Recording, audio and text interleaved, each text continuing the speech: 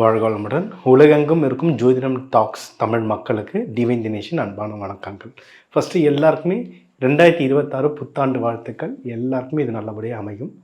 So எந்தெந்த ராசிக்கு எப்படி எப்படி இருக்க போகுதுன்றதை நம்ம பார்ப்போம். இந்த 2026 வந்து நிறைய பெயர்ச்சிகள் இருக்குங்க. குரு பெயர்ச்சி இருக்குது. ஜூன் மாதம் குரு பெயர்ச்சி, ஜூலை மாதம் வந்து சனி பகவான் வக்ர பயிற்சி, நவம்பர் மாதம் வந்து ராகு கேது பயிற்சி இருக்குது. ஸோ நிறைய பயிற்சிகள் இருக்குது. மற்றபடி சுக்கிரன், செவ்வாய் இவங்கெல்லாம் மாத பயிற்சிகளாகவும் நிறைய வந்துட்டுருக்கு. ஸோ யாருக்கு எப்படி என்னென்ன நடக்க போகுது, யார் யார் இதில் ஜாக்பாட் ராசிகள், யார் யார் கொஞ்சம் கவனமாக இருக்கணும், யார் யாருக்கு திருமண வாய்ப்புகள், யார் யாருக்கு குழந்தை பேர் நடக்கிறது, வெளிநாட்டுக்கு யார் போவா, வேலைக்கு யார் கிடைப்பா, இது எல்லாமே நம்ம வந்து பார்க்க போகிறோம். மேஷம் முதல் மீனம் வரை ஒவ்வொன்றா பார்த்துட்டு வருவோம். இயற்கையிலேயே ரொம்ப திறமையானவங்க, ரொம்ப ஜாலியான கேரக்டர் தான் இந்த மிதுனம். இந்த மிதுனத்துக்கு வந்து இந்த இந்த வருஷம் வந்து ஒரு ஜாக்பாட் வருஷம். ஏன்னா குரு பகவான் உங்கள் வீட்டிலே தான் இருக்கார். ஜூன் மாதத்துக்கு அப்புறம் பயிற்சி அடைந்தாலும் உங்கள் 2ஆம் வீட்டுக்கு போவார். அது இன்னும் பணம் அள்ளி அள்ளி கொடுக்கும். அதனால் மிதுனமுக்கு வந்து நேரம் ரொம்ப சூப்பராக இருக்குது. முக்கியமாக இந்த நேரத்தை நல்லா பயன்படுத்திக்கோங்க. காசு நல்லபடியாக வரும். வீட்டில் சந்தோஷங்கள் ரொம்ப ஜாஸ்தியாக இருக்கும். ஸோ நீங்கள் சுப செலவுகள் வீட்டுக்கு பண்ண சந்தோஷங்கள் ரொம்ப ரொம்ப ஜாஸ்தியாகும். எதில் கவனமாக இருக்கணும்னா இந்த காம்படிஷன். நீங்கள் வந்து நல்ல இயற்கையிலே நல்லா படிப்பீங்க, நல்ல புத்தி கூர்மையாக இருக்கும். அதனால் சில டைம் நம்ம வந்து கொஞ்சம் லெத்தாஜிக், அதாவது பார்த்துக்கலாம் அப்படின்னு கொஞ்சம் அசால்ட்டாக இருப்பீங்க. அந்த மாதிரி நேரத்தில் தான் ஏதாவது பிரச்சனை வரும். நீங்கள் எக்ஸாம் எழுதும் போது 1க்கு 2 தடவை அப்ளிகேஷனாக கரெக்டாக போட்டிருக்கோமா, நம்ம எழுதுனதெல்லாம் கரெக்டாக இருக்காத 1க்கு 2 தடவை பாருங்கள். நிறைய நீதித்துறை, வக்கீல், ஆடிட்டர், சிஏ இவங்க எல்லாருமே இந்த ராசி லக்னத்தில் நிறைய பேர் இருப்பீங்க. நீங்கள் ஃபில் பண்ணுற டாக்குமெண்ட்ஸ் கரெக்டாக இருக்கா அப்படின்றத நீங்கள் 1க்கு 2 தடவை செக் பண்ணிக்கிறது ரொம்ப நல்லது. இன்வெஸ்ட்மெண்ட்ஸ் ஏதாவது நீங்கள் பண்ணுறீங்கன்னா, நீங்கள் ஏதாவது கோல்டோ, land investment, stock market investment பண்ணுறதா இருந்தால் ஜாகிரதையாக பண்ணுங்கள். ஏன்னா சனி பகவான் பார்த்துட்ருக்காரு. இன்வெஸ்ட்மெண்ட்டில் சின்ன சின்ன பிரச்சனைகள் வரும். நான் எப்போவுமே சொல்கிறது இதுதான், பணத்தை போட்டுட்டு இழந்த பிறகும் ஜோசியரை தேடி ஓடாதீங்க. இவ்வளவு இழந்துட்டேன் என்ன பரிகாரம்னு தேடி ஓடாதீங்க. இன்வெஸ்ட்மெண்ட் பண்ணுறதுக்கு முன்னாடி ஜோதிடரை பார்த்து எதில் இன்வெஸ்ட்மெண்ட் பண்ணால் நான் தப்பிக்க முடியுன்றதை பண்ணுங்கள். ஒரு வண்டி வாங்கினா 1 லட்ச ரூபா ஆகுது மினிமம். ஒரு வீடு வாங்கினா நீங்கள் கோடியில் போகுது. ஒரு 1000 ரூபா கொடுத்து நீங்கள் ஜோதிடரை பார்க்குறது தப்பு கிடையாது. தாராளமாக பாருங்கள். அடுத்தடுத்து வம்சத்துக்கு அந்த வீடுங்க கொடுக்கறதுக்கு ரொம்ப உபயோகப்படும். கல்யாணத்துக்கு சூப்பராக அமைஞ்சிருக்குங்க டைம். கல்யாண டைம் ரொம்ப நல்லாயிருக்கு. தாராளமாக பண்ணலாம்.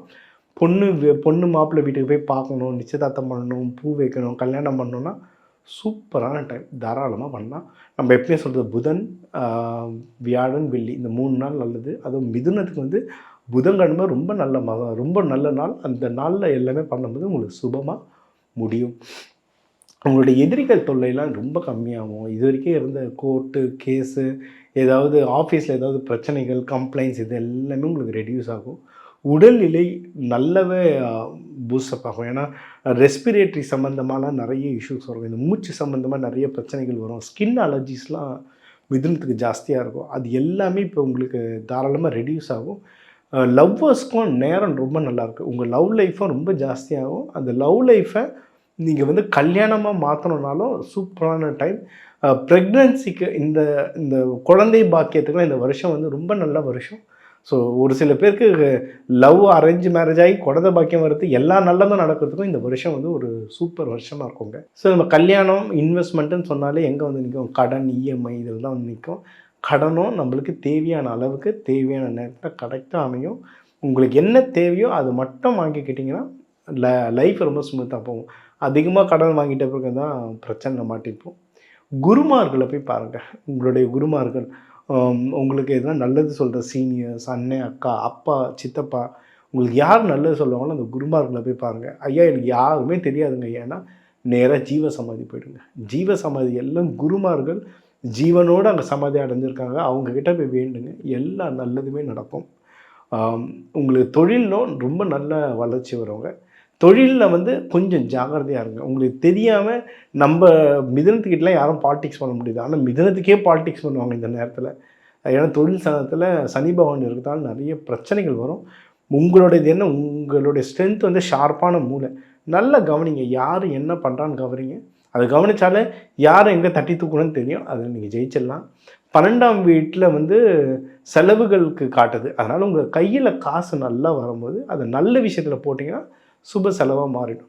நீங்கள் வழிபட வேண்டிய தெய்வம் வந்து வெங்கடேச பெருமாள், வெங்கடாஜலபதி, கிருஷ்ணர், இவங்க நடராஜர். இவங்க வந்து புதன்கிழமை புதன் ஹோரையில் வழிபட இந்த 2026 உங்களுக்கு சூப்பராக அமையும். அன்னதானம் கொடுக்குறது இந்த புளியோதரை தாராளமாக கொடுக்கலாம். இந்த புளிப்பு சம்பந்தமான விஷயங்கள், புளி சாதம் இந்த மாதிரி நீங்கள் கொடுக்க இந்த 2026 சூப்பராக அமையும்.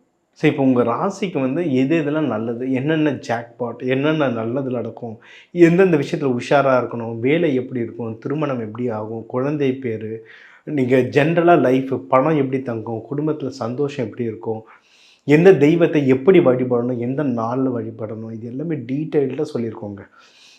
சில பேருக்கு வந்து ரொம்ப சந்தோஷமான வருஷமாக இருக்கும். சில விஷயங்களில் வந்து நம்ம படிப்பினை கற்றுக்கிட்டு தான் இருக்கும். ஆனால் எல்லாத்துக்குமே சொல்யூஷன் சொல்லியிருக்கோம். இது எல்லாமே ஒரு பொதுவான சொல்யூஷன். இப்போ ஒரு நட்சத்திரத்துக்கும் நம்ம தமிழ் மக்கள்லேயே ஒரு ராசிக்கும் ஒரு கோடி பேர் இருக்காங்க. சரிங்களா? அதனால் இது எல்லாம் பொதுவாக சொல்லியிருக்கோம். உங்கள் தனிப்பட்ட ஜாதகத்துக்கு எப்படி நடக்கும்னு தெரியணுன்னா தாராளமாக என் நம்பர் கான்டாக்ட் பண்ணி கன்சல்டிங் எடுத்துக்கலாம். இந்த வருஷம் வந்து நிறைய பயிற்சிகள் இருக்குது. இப்போ குரு பயிற்சி வந்து இந்த வருஷம் வந்து ஜூன் 2 வரும். ஸோ இந்த வருஷத்தையே 2ஆக பிரிச்சுக்கலாம். ஜூன் 2க்கு முன்னாடி, ஜூன் 2க்கு அப்புறம்னு. அதை வச்சு தான் உங்களுக்கு பலன்களும் சொல்லியிருக்கேன். ஸோ குரு பயிற்சி நடக்குது. சனி வக்ர பயிற்சி நடக்கும். சனி பயிற்சின்றது 2.5 வருஷத்துக்கு ஒன்று. இப்போ வந்து வக்ர பயிற்சி நடக்கும். அது வந்து ஜூலை 27 கிட்ட நடக்கும். அதுவும் ஆல்மோஸ்ட் நடுவில் வருது. அதையும் வச்சு தான் உங்களுக்கு பலன் சொல்லியிருக்கேன். அடுத்து மேஜராக நடக்க போகிறதுனா ராகு கேது பயிற்சி. அது வந்து நவம்பர் 25, 2026 ஆல்மோஸ்ட் வருஷம் கடைசியில் தான் நடக்க போகுது. அதையும் சேர்த்து தான் உங்களுக்கு பயிற்சி சொல்லியிருக்கேன். இது 3 தான் பெரும் பாதிப்புகள் தருது.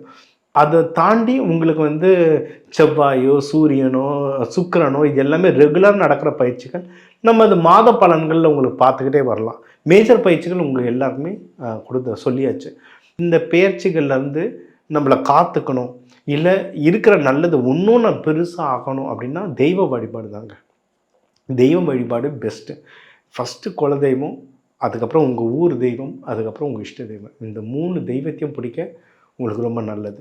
இதுக்கு கூடவே நம்ம வந்து நிறைய கலர்ஸ் பற்றிலாம் சொல்லியிருக்கேன். இந்த கலர் துணிகள் உடுத்துங்க, இந்த மாதிரி உணவுகள் அன்னதானமாக கொடுங்க. ஏன்னா எந்த உணவு கொடுத்தாலும் அன்னதானம் தான். ஆனால் இந்த ராசிக்கு இந்த தேவைக்கு இப்போ கல்யாணம் நடக்கணுன்றவங்க வந்து தயிர் சாதம் கொடுக்க நல்லது. சுக்கிரன் ஆக்டிவேட் ஆகும். இப்போ வேலையில் ப்ரமோஷன் வேணும்னா சக்கரை பொங்கல் தரலாம். இப்போ சுமூகமாக கம்யூனிகேஷன்ஸ் நல்லா போகணும்னா புளியோதரை தரலாம். அந்த மாதிரி ஒவ்வொன்றுத்துக்கும் ஒவ்வொரு தாற்பயம் இருக்கும். இல்லைனா சாமி ஒரே ஒரு சாப்பாடு எல்லாருக்குமே கொடுத்துருவார்ல, எதுக்கு இத்தனை வெரைட்டி வச்சுருக்காரு? ஏன்னா ஒவ்வொன்றுத்துக்கும் ஒவ்வொரு ரீசன் இருக்குது, தாற்பயம் இருக்குது. அதை ஃபாலோ பண்ணும்போது நீங்கள் வாழ்க்கையில் வெற்றி அடைகிறதுக்கு இன்னும் நிறைய வாய்ப்புகள் இருக்குது. பரிகாரங்கள்லேயே நம்ம நிறைய வீட்டில் கிச்சனில் இருக்க நவதானியம், கிச்சனில் இருக்க சோம்பு, கடுகு இதை வச்சே ஏகப்பட்ட தோஷ பரிகாரங்கள் பண்ணலாம். என்ன தோஷம், என்ன பிரச்சனைன்றதை எனக்கு கால் பண்ணிங்கன்னா அதுக்கு நான் வீட்டில் இருந்து என்ன பரிகாரம் பண்ண முடியுன்றதை சொல்கிறேன். அதை கேட்டு நீங்கள் நல்லபடியாக வாங்க. இந்த 2026 வந்து ஒரு சூப்பரான வருஷங்க. முடிஞ்ச அளவுக்கு நீங்கள் கோயில் போயிட்டு வாங்க. எப்பவுமே தெய்வ சக்தின்றது மலை, நீர்நிலை, அதாவது அதனால தான் ஒவ்வொரு கோவில்லையும் குளம் வெட்டி வச்சாங்க. ஏன்னா குளத்தில் வந்து மலை எல்லா இடத்துலையும் இருக்காது, ஆனால் குளம் எல்லா இடத்துலையும் வெட்ட முடியும். அதனால தான் குளம் வச்சாங்க. குளத்தில் வந்து அந்த எனர்ஜி, தெய்வத்தோடைய எனர்ஜி வந்து ரொம்ப ஸ்ட்ராங்காக இருக்கும். ஒரு கோவில் போகிறீங்கன்னா அந்த குளத்தை சுற்றி வர முடியும்னா தாராளமாக சுற்றி வாங்க. அது வந்து ரொம்ப பவர்ஃபுல். ஸோ மலை உங்களுக்கு பக்கத்தில் இப்போ திருவண்ணாமலை இருக்குது. அந்த மாதிரி மலை பக்கத்தில் இருக்க கோவிலாக இருந்தால், முருகன் கோவிலெல்லாம் ஜென்ரலாக மலைங்க இருக்குது. திருப்பரங்குன்றம், பழனி, அந்த மலையை சுற்றி வர முடியும்னா மலையை சுற்றி வாங்க. இல்லை மலை ஏறி போய் சாமி கும்பிட்டுட்டு வர முடியும்னா கும்பிட்டு வாங்க. இப்போ மலையே எங்கள் ஏரியாவில் இல்லை சார்னா குளம் எங்கே இருக்கோ அந்த கோவிலுக்கு போயிட்டு வாங்க.